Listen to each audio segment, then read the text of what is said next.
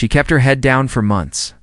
She took every insult, every small cruelty, every moment that tried to break her. But the day he pushed her too far, the day he stepped over a line she didn't even know she had, the whole town learned something they weren't prepared for.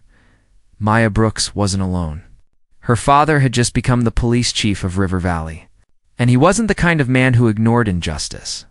But Maya didn't know any of that mattered yet. All she knew was the cafeteria at Ridgeview Middle felt like a place where you survived, not where you ate. Ridgeview was loud when teachers were watching, but quiet in all the places that mattered. Quiet in the stairs, quiet in the judgment, quiet in the way kids chose who belonged and who didn't. Maya sat near the edge of the room with a packed lunch she barely touched. She tore a corner off her sandwich to look busy. She didn't look at anyone. She had learned long ago that eye contact made you a target. Her chair scraped softly on the linoleum floor when she shifted, but it was nothing compared to the whispers from 2 tables away. Why is she always by herself? Maybe she has no friends. She heard it every day. It still stung, but it no longer surprised her. Being one of the only black kids at Ridgeview felt like being dropped into a world where she was constantly reminded she didn't match the picture. She tried to stay invisible. Move through school like a shadow. Be quiet. Stay small. But Alex Porter never let that happen. He walked through Ridgeview like he had rights to every hallway. He was the boy teachers gave warm smiles to. The boy parents trusted. The boy whose family name was tall enough to block out trouble before it even reached him. And he treated Maya like someone he had been given permission to pick apart. It began with tiny things. A shove in the hallway. A laugh when her pencils scattered. A sneaker catching the edge of her backpack as she walked. Things adults dismissed as kids being kids. Things that felt harmless from the outside and humiliating from the inside. Then the trouble grew teeth. Maya brought a simple lunch that day. Just peanut butter and honey on soft bread. Her favorite, even if some kids liked to tease anyone who didn't buy from the cafeteria. She had only lifted the sandwich. Halfway when a hand swooped in and grabbed the whole bag, she froze. She already knew the hand. Alex stood over her, smiling like he had discovered entertainment. "What you got today, Maya?" said her name like it was a joke. He peered into her lunch bag with exaggerated disgust. He pulled out the sandwich with 2 fingers held far apart like it smelled bad. "Peanut butter. Seriously. Guess your family is saving money wherever they can." Laughter rose behind him. Cold, sharp. Maya felt heat rise to her face. Not embarrassment, not fear. Something heavier. But she swallowed it because she had learned that reacting only made things worse. Alex leaned in just enough that she could smell the mint gum he always chewed. "You should thank me. I'm helping you with your diet then." He tossed the sandwich over his shoulder. It landed with a soft thud on the floor. Maya pushed her hands under the table so no one could see them shake. She bent down to recover what was left, but a shoe crushed it before she reached it. Oops, she heard the laughter before she felt the sting of it. Her throat tightened. Her eyes burned.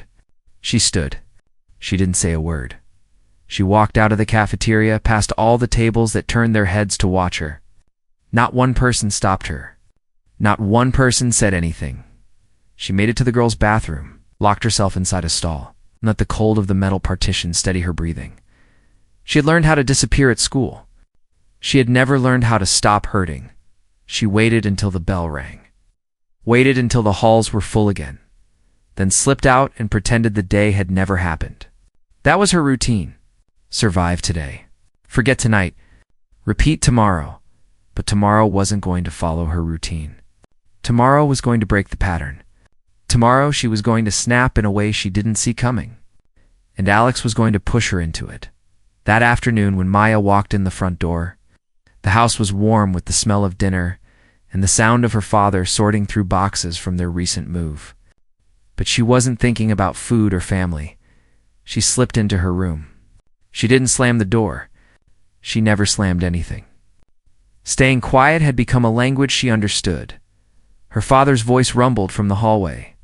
"Maya, everything all right?" She hesitated. Her fingers squeezed the strap of her backpack until it dug into her palm.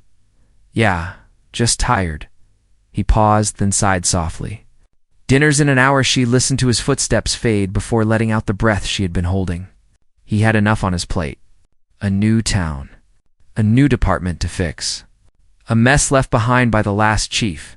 She wasn't going to add teen problems to his list. But the next morning, Alex made sure her silence wouldn't save her. Before first period, she opened her locker to grab her textbook. A sudden shove slammed into her back. Her forehead nearly hit the metal. Behind her came laughter. Alex leaned against the lockers with his arms crossed. "Sorry, didn't see you there." Her fists curled at her sides. She didn't react. She knew he wanted one, but he wasn't done. Not even close. By lunchtime, the rumor had already reached every corner of Ridgeview. Maya heard it before she even stepped into the cafeteria. A whisper behind her. A snicker near the vending machine. Two girls leaning close to each other. Pretending not to stare, she tried to fight Alex. "No way," he said. She swung at him. I heard she cried after her feet slowed. Her mouth went dry. She hadn't touched him. She had barely spoken to him. But lies travel faster than truth. And Alex made sure everyone heard his version first. Inside the cafeteria, Alex sat with his friends like nothing had happened. He scrolled through his phone, smiling at something on the screen, not even glancing her way. His calmness made her chest tighten. It meant he wasn't finished. It meant he had more planned. Maya sat alone that day. And the next. And the one after that. By Friday, she allowed herself one tiny hope that maybe the storm was passing. Maybe he had moved on. But hope for her always seemed to arrive too early. The final bell rang. She headed toward the front doors, dreaming of getting home, eating dinner, hiding in her room. She stepped into the parking lot, the sun warming her shoulders. It's just enough to make her think she was safe. Then she heard him, "Maya." "Hey, hold up." She kept walking. Her heart sped up. The parking lot felt too wide. "Too empty. Thought we were friends." He said it like a joke. But the sound of his footsteps behind her made her throat tighten. She gripped her backpack straps tighter. Almost there. Almost home. A hand grabbed her wrist. She jerked away so fast she stumbled. "Don't touch Malek." Smiled like he loved every second of her fear. "Relax. I'm just saying." His friends laughed behind him. They always laughed. Always backed him up. Always made him believe he could do anything. Maya felt her heart pounding in her ears. "Leave me alone, Nor. What you gonna tell someone?" He flicked the strap of her backpack. "You're just mad 'cause nobody cares." Something inside her broke. The quiet, the fear, the swallowing of everything she felt. Before she could think, she shoved him as hard as she could. Alex stumbled back, shock flashing across his face. For one perfect moment, he wasn't smirking. For one perfect moment, the world felt fair. But one moment isn't enough to change a bully, and Alex Porter didn't like being embarrassed that night. Maya barely slept. She stared at the ceiling, replaying the shove in her mind. The look on his face, the silence of his friends, the way they all went from laughing to stunned in a heartbeat. Saturday came and went without incident. Sunday too. By Monday morning, she convinced herself she had imagined the danger. Maybe he had let it go. Maybe he was done. But she should have known better. It started when she climbed the stairs toward her homeroom. Students glanced at her, then hid their smiles. Some lifted their phones as she passed. Some whispered behind cupped hands. Some laughed without explanation. Her stomach twisted. Something was wrong. Very wrong. She sat in English class, eyes glued to the desk, trying to ignore the murmurs. Then she heard a voice from behind her. "Nice picture, Maya." Her head snapped up. Tasha Rivera, one of Alex's closest friends, tapped her phone with a smirk. Maya's fingers shook as she dug through her backpack for her own phone. The screen lit up with dozens of notifications. Comments, replies, shares. Her breath caught in her throat. Someone had taken a photo of her shoving Alex in the parking lot. But they had edited her face, twisting her expression into something wild and angry. Across the top, in bold red letters, were the words, "Crazy Maya can't control herself," she scrolled. She wished she hadn't. Look at her unhinged. No wonder she's alone. Alex should have pushed her back. She looks like she attacked him. Her fingers went cold. Her palms damp. Her throat felt tight enough to choke. Tasha leaned closer. Alex says you've got a temper problem. Maybe get some help. Maya stared forward, nails digging into her palms, trying to hold herself together. The humiliation washed over her like freezing rain. By lunchtime, almost the entire school had seen the photo. By the time classes ended, all anyone talked about was her. When she walked into the house after school, the front door clicked shut behind her. She didn't take 3 steps before she saw her dad waiting in the living room. He wasn't angry. He wasn't loud. He was quiet. Too quiet. He held up his phone. It displayed the same edited picture, the same red letters. Sit down, Maya. Her stomach dropped. She sank onto the couch with her backpack still on. You want to explain this? His voice was steady but heavy. He knew the answer already. I didn't do anything, her voice cracked. I swear. He nodded once. I know, and I know exactly who did. Her breath froze. Dad pleased, but he wasn't listening. Not anymore. He lifted his phone, dialed a number, held it to his ear. Principal Harris, we need to talk now. In that moment, Maya understood something terrifying and comforting all at once. Alex Porter had chosen the wrong girl to target, because he had chosen the daughter of a man who did not let injustice go unanswered. The real fight was about to begin. The drive to Ridgeview Middle felt heavier than the sky outside. The sun was dipping, turning the school grounds into long shadows and empty walkways. Maya sat in the passenger seat, hands twisted together in her lap. Her father didn't say a word. He didn't need to. His silence said enough. When they stepped inside the front office, Principal Harris was already waiting. He stood with his arms crossed, doing his best to look calm, but the tightness around his eyes made it clear he knew why they were there. Chief Brooks, I understand you have some concerns, sir. Father didn't waste time. No small talk. No easing in. Alex Porter has been harassing my daughter for weeks, and today he spread false accusations about her online.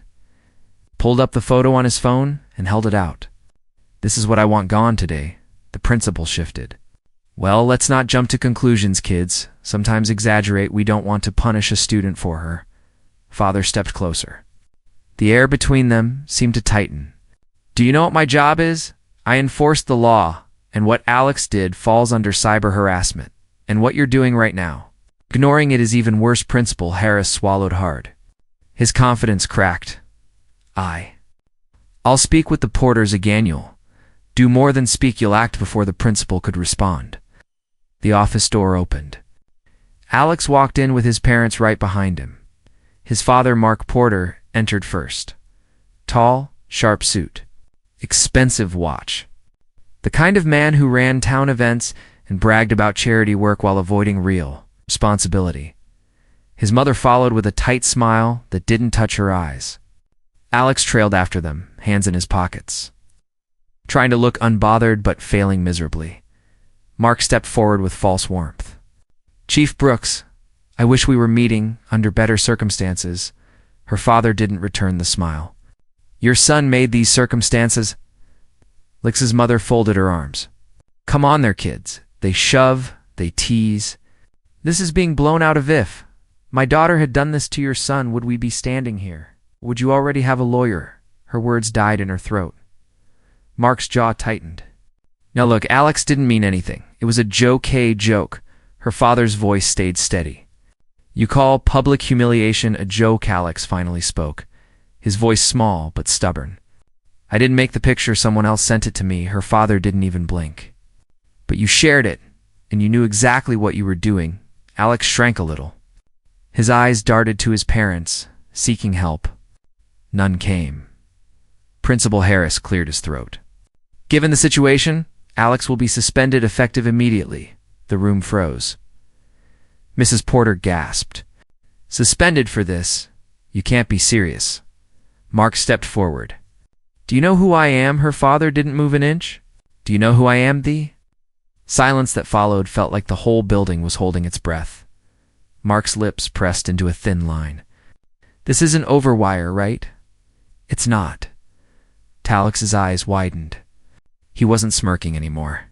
For the first time, he looked afraid. He looked like he finally understood what it felt like to lose control of the story. 2 days passed. Alex didn't return. Students whispered rumors in crowded hallways. I heard his dad tried to fight the suspension, no? His mom called the district they wanted erased from his record. Someone said they're transferring him. Like to a private school or something. Maya listened quietly. She didn't speak. She didn't deny. She didn't add anything. But she noticed something new. People weren't laughing at her anymore. They were watching her. Not with cruelty. Not with pity. With respect. By Monday, the edited photo had vanished from every account. Principal Harris made an announcement on the intercom about the school's zero-tolerance policy for harassment. It would have meant nothing a month ago. But now, people actually listened. Maya walked down the hall, and for once the whispers behind her weren't sharp like knives. They were softer, curious, unsure, the stares people had always given her. It's the looks, the murmurs, the avoidance, they were fading. That day she sat alone at lunch like she always did. She didn't expect anything else. But as she poked at the edge of her baked chicken, someone slid into the seat across from her. Her head snapped up. It was Tasha Rivera. Maya tensed. She waited for a comment, a joke, a laugh. But Tasha kept her eyes on her tray. She pushed a piece of rice around with her fork. "So you got the last laugh." Her voice was awkward, thin, like she wasn't sure she should be speaking. Maya didn't respond. Tasha cleared her throat. "Look, I didn't try to be part of everything, Maya set her fork down with a soft tap. "You just laughed." Tasha winced. It wasn't an accusation. It was a fact. Maya picked up her tray and stood. She didn't owe Tasha anything, but as she turned to leave, Tasha muttered under her breath, "He had it coming, you know. He did." Maya looked back. Tasha finally met her eyes. And she didn't look smug or amused or proud. She looked guilty. Maya didn't say a word. She walked away. And for the first time in a long time, she felt something shift inside her. She wasn't the one hiding anymore, Alex. Porter was, and the town of River Valley was only just beginning to understand what that meant. The house felt different that evening. Not louder.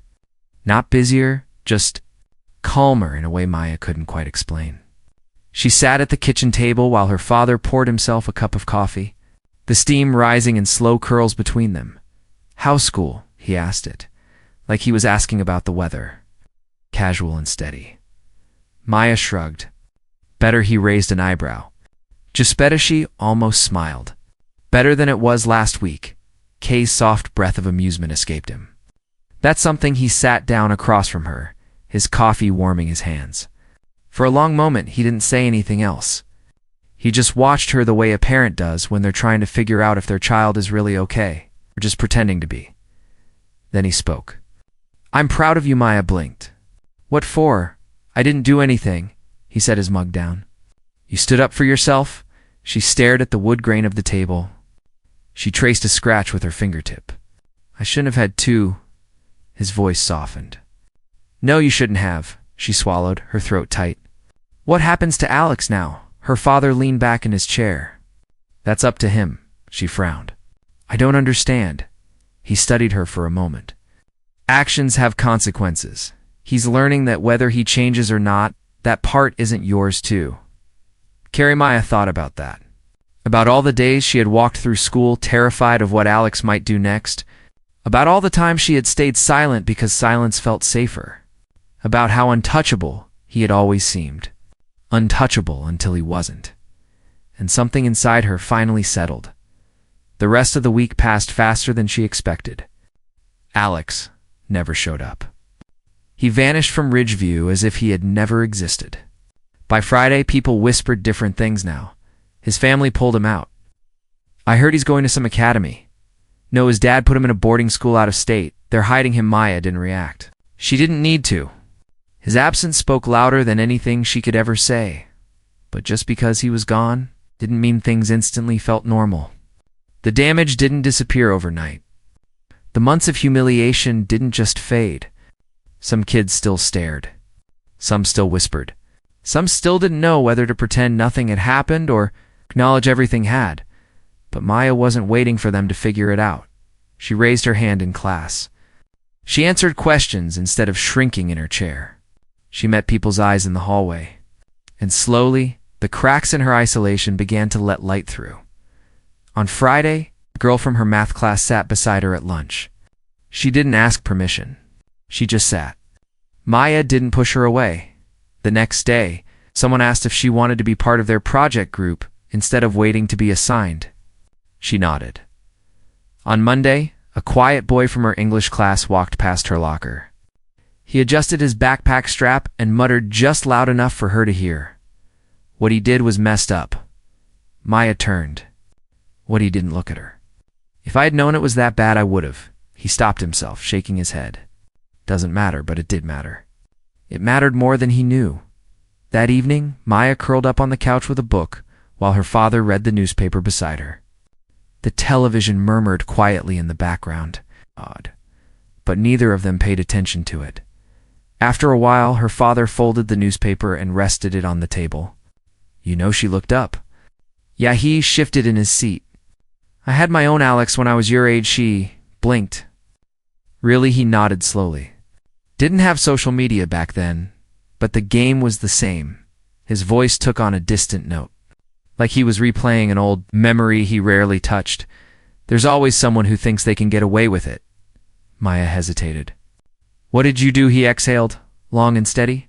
I didn't have a choice. I had to decide, either let him decide who I was or decide that for myself. She swallowed. And he glanced at her with a small smile. I'm sitting here, aren't I've smallest laugh escaped her. Yeah, I guess you are. He patted her shoulder. And so, are you? His words settled deep inside her. Warm, steady. True, on Monday morning. She walked into school with her head a little higher. The halls felt different. Or maybe she was the one who had changed. Tasha Rivera stood by her locker. She gave Maya a small nod. Not an apology. Not a full one, at least. But something close enough. The boy from English class held the door for her without speaking. She nodded back. At lunch, a girl from her history class slid into the seat across from her. Mind if I sit here? Maya paused for a heartbeat, then nodded. Go ahead. She wasn't searching for the whole school's forgiveness.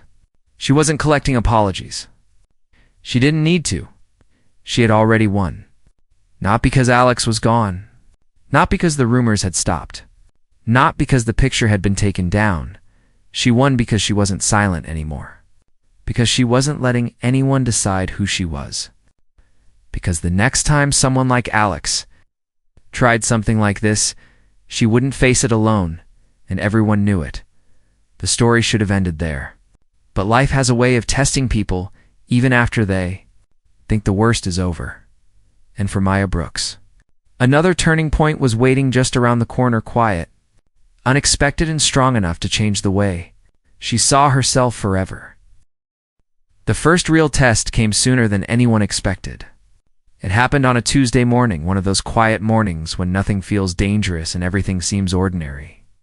Maya stepped off the bus, her backpack slung over one shoulder, her mind already on the math quiz she had later that day.